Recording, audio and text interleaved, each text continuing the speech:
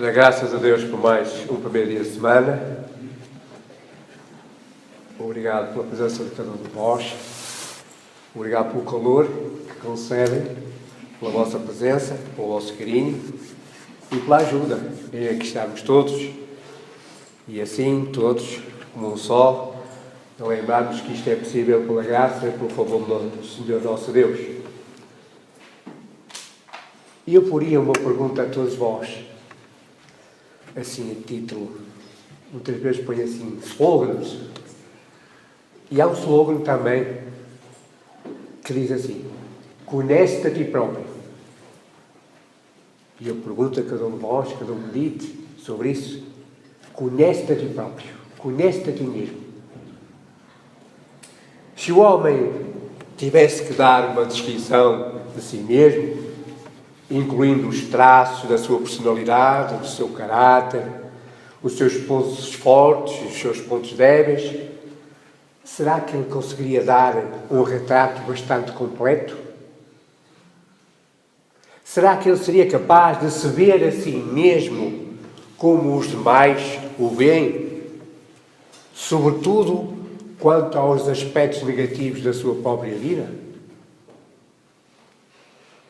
No sentido espiritual, será que ele seria capaz de se ver a si mesmo como Deus o vê?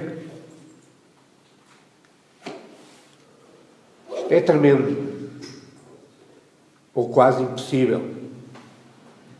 E claro, identifica o difícil que é para nós conhecermos a nós próprios. As pessoas não podem suportar as conclusões alcançadas por uma análise completamente honrada e objetiva de si mesma. É muito difícil aceitar essas conclusões, mas há quem as aceite. E certamente entre nós aceitamos, porque efetivamente nos rendemos e precisamos nos render completamente ao Senhor. Nisto, ou este aspecto, foi falado ainda há pouco tempo, para que nos derramemos completamente, nos esvaziemos completamente, para que o Senhor nosso Deus entre em nós, tome posse de nós e de nós extraia toda a honra, glória e louvor que é devida. Por isso o queremos adorar e isso pretendemos. Preferem crer que os seus motivos, os motivos que nós temos, são mais nobres.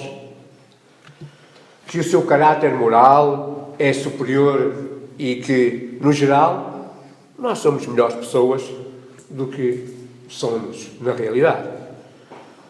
Tal como utilizamos os espelhos para a gente se ver, para ver o nosso rosto físico, como é que ele está, se me penteei hoje de manhã, se veio a barba e se não foi nada. Nós também, de igual maneira, temos que usar um espelho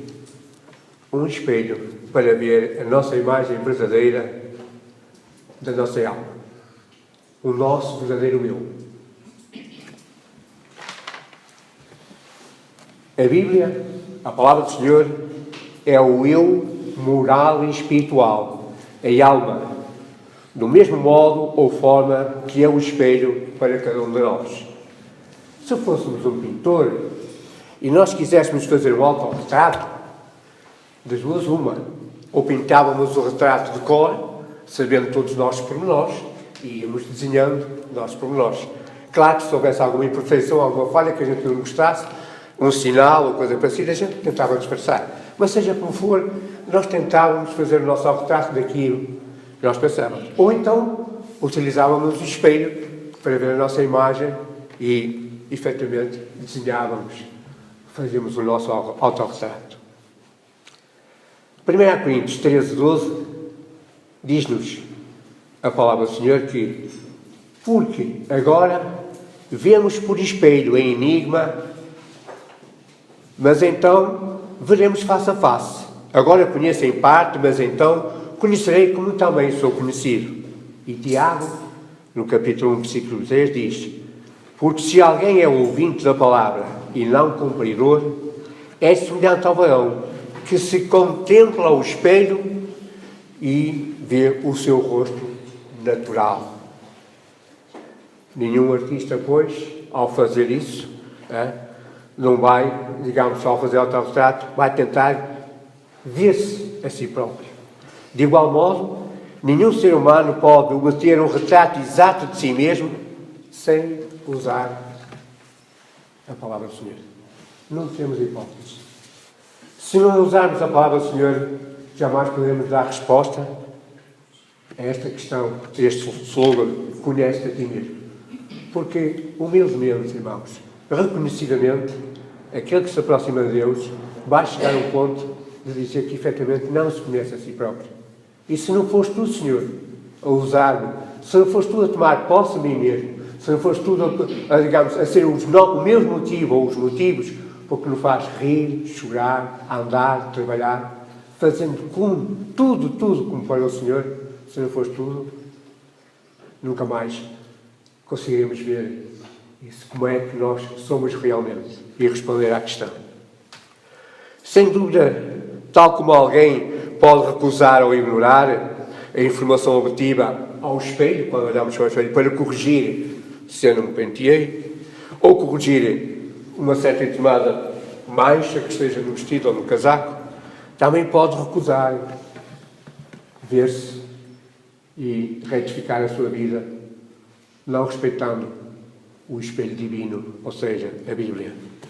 E então, assim, recusando, não pode corrigir aquilo que de errado, aquilo que de feio há em sua alma. A Bíblia, a palavra do Senhor, reconhece a importância de nós nos conhecermos a nós próprios e o difícil que é obter este conhecimento. Esta palavra consciência, utilizando aqui um bocado o grego, que eu não sou, digamos, barra nisso, pouco sei ou quase nada, para não dizer mesmo nada. O grego fala-nos uma palavra que diz suneidesis, que significa literalmente com conhecimento. Esta palavra parece indicar que há duas partes da mente em que o conhecimento intelectual e o conhecimento moral trabalham juntos para alcançarmos um juízo, ou seja, conhecermos a nós próprios. Romanos 2,15 diz-nos, Romanos 2,15,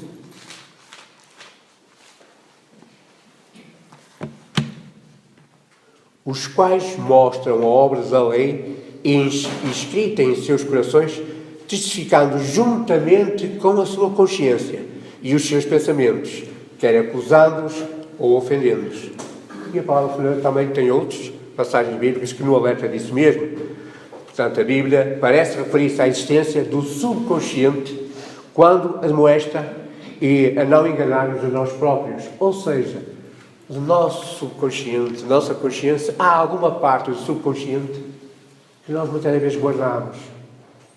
E que muitas das vezes nas nossas relações, não sei porquê, pelas nossas tendências, por aquilo que gostamos, por aquilo que preferimos, e muitas das vezes preferimos a nossa vontade, vem ao de cima e magoa, aleija e principalmente desagrada o Senhor nosso Deus, para não ser que desagrada ao nosso próprio, ao nosso próximo, ao nosso irmão da fé, ao nosso familiar, ao nosso amigo.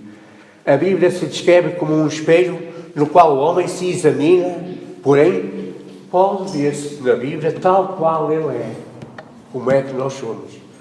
Afastando o espelho, afastando-se nós, afastando cada um de nós do espelho e esquecer-se do seu aspecto, acontece que nos vamos ver o nosso rosto natural. Isto é uma descrição de como nós nos enganamos a nós próprios quando efetivamente afastamos o espelho.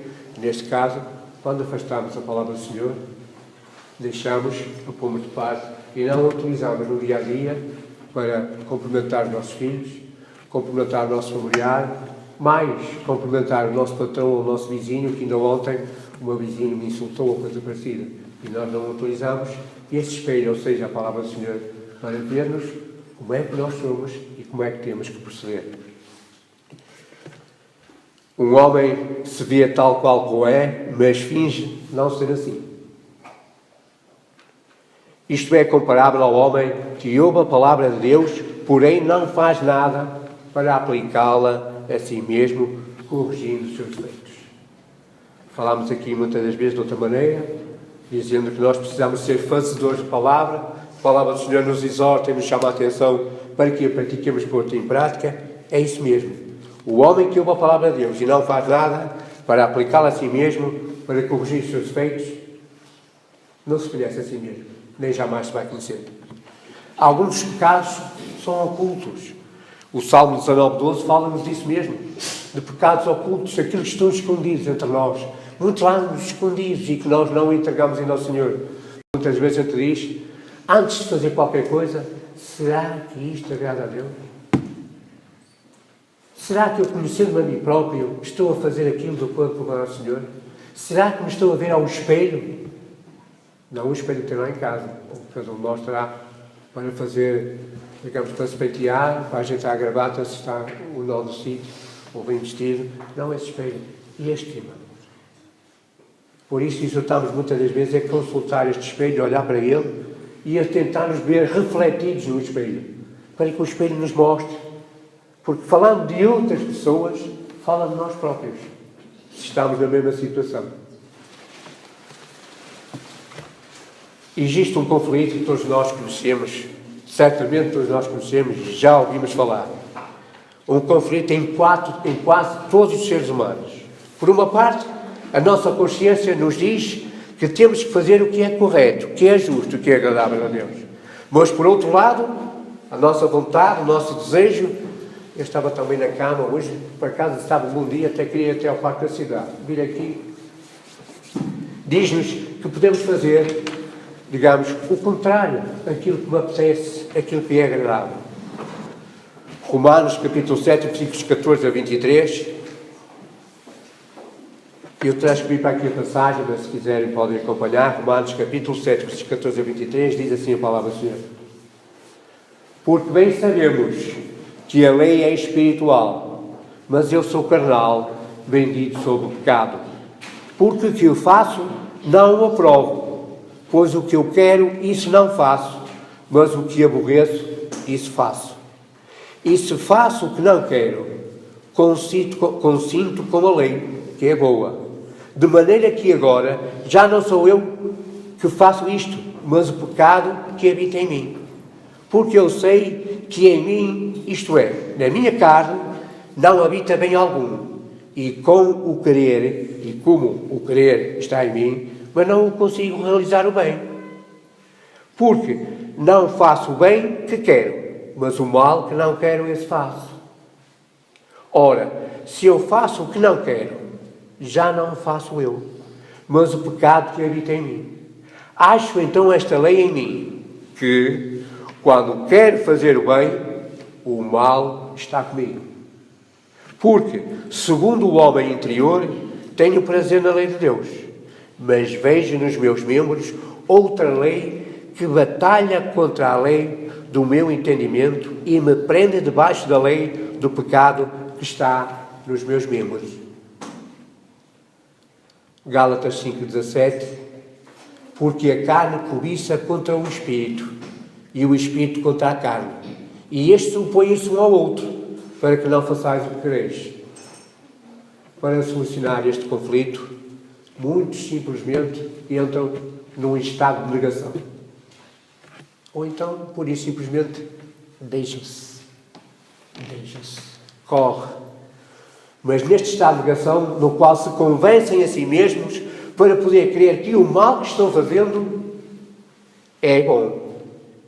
E que são impulsionados por motivos mais puros e justos do que são na realidade. Se calhar isto aplica-se muito bem aos estudadores da manhã, porque estão a tentar perverter, digamos, o amor de Deus, a responsabilidade, o que é pureza, o que Deus quer, o que Deus deseja, o que Deus mostra neste espelho. E, efetivamente, não. Aquilo que, digamos, aquilo que está em mim, a minha carne, digamos, é impulsionada para que aquilo que eu faço, me dizer, até é bom, não se deve assim. Não, isto não é tão mau. A tristeza e o trágico facto deste assunto é que muitos se vão surpreender no dia final. Vão se surpreender com a sua própria condenação nesse dia. Mateus 7, 20 e 23 diz: aquilo que nós também conhecemos e que precisamos fazer uso e ter presente toda a palavra do Senhor. E mais alguma, digamos, porque aquilo que sabemos da palavra do Senhor sempre é bom que a gente leia, medite, dela extraia o entendimento e o ensino e aprendemos ainda mais, buscando mais. Senhor, Senhor, nem tudo assim que o diz entrará no reino dos céus, mas aquele que faz a vontade do meu Pai que está nos céus. Muitos me dirão naquele dia: Senhor, Senhor, não profetizamos nós em teu nome? E em teu nome não expulsamos demónios? E em teu nome não fizemos muitas maravilhas? O que é que o Senhor lhes dirá então? E então lhes direi abertamente: nunca vos conheci. Apartai-vos de mim, vós o que praticais a iniquidade. Nós temos exemplos bíblicos, alguns exemplos bíblicos, a respeito, efetivamente, daqueles que não se conheceram a si próprios, de, efetivamente, não olharam verdadeiramente para o espelho que é a palavra do Senhor, para a vontade de Deus. Nos lembramos, certamente, de David. E David lembra-nos o quê? De que cometeu despediadamente, digamos, cometeu adultério com a mulher de outro homem e fez arranjos, fez concertos para que aquele homem, o marido desta mulher, morresse na guerra e, principalmente, para que pudesse casar com ela. E, principalmente, antes, além de ter escolhido a mulher, a ter engravidado. Quando se enterou isso, mas então engendrou, preparou as coisas para que o homem fosse para a frente da batalha, para que receber os primeiros golpes na guerra, nessa batalha, fosse atingido e morresse, para que assim a mulher ficasse livre, e ele ficasse com ela. Ele conhecia-se a si mesmo? Não olhava para este espelho. Não obstante, parece que não era capaz de reconhecer o horrível do seu pecado. Até quando? Até quando o profeta vai ter com ele e o chama a atenção: Natã, tu és aquele homem. Depois de explicar que viu uma ovelha, quem quiser pode ler esse episódio em Samuel, 2 Samuel, os capítulos 11 e 12, e isto, tu és aquele homem, a chamar a atenção de que tu é que fizeste isso. Estou a falar de ti mesmo, e ele não o tinha reconhecido ainda. Apesar de ouvir o relato do que tinha acontecido, ele próprio não queria aceitar que fosse ele. Mas o certo é que, 2 Samuel 12, 1 a 7, ele acaba por reconhecer. Temos outra situação que nós conhecemos. Os gentios, que também não se conheceram a si próprios. Romanos 1, 28 diz-nos que, e como eles não se importaram de ter conhecimento de Deus, assim Deus os entregou a um sentimento perverso, para fazerem coisas que não convém, como infelizmente estão fazendo e que estamos vendo hoje em dia em todo lado. Os próprios judeus também não se conheciam a si próprios. É difícil entender, penso que muitas das vezes nós pensamos nisso, mas temos de ter cautela, porque ao pensar nos outros, como é que os outros não entendiam, como é que não se reconheciam, temos de ter cautela, porque isso é exortação para nós próprios. Antes de a gente apontar um dedo, nós costumamos dizer que temos 3 dedos apontados para nós. Temos 3 dedos. Tu não. 1, 2, 3. Eu. Eu faço isto, eu digo aquilo, eu penso isto.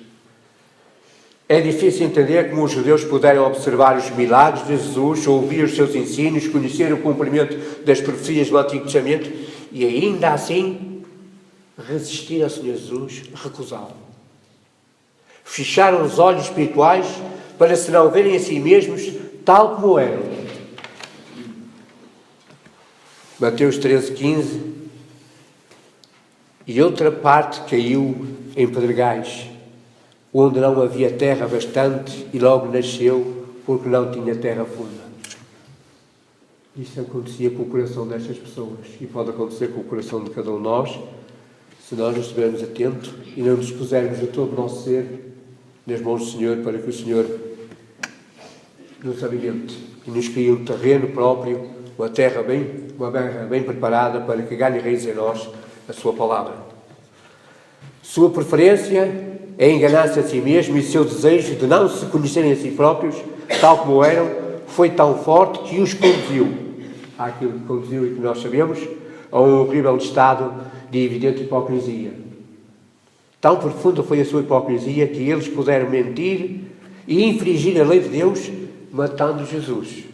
Porém, ao mesmo tempo, tendo muito cuidado de não se contaminarem por entrarem no palácio de Pôncio Pilatos.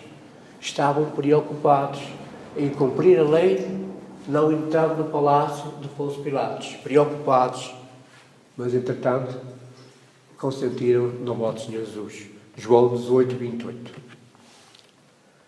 E temos outros exemplos também de crentes que apostaram na fé, conforme fala a palavra do Senhor em 2 Tessalonicenses, capítulo 2, versículos 8 a 12. Concluindo, irmãos, necessitamos urgentemente de tirar tempo para conhecer-nos a nós próprios, porque o desejo de se enganar a si mesmo é muito forte e comum neste mundo.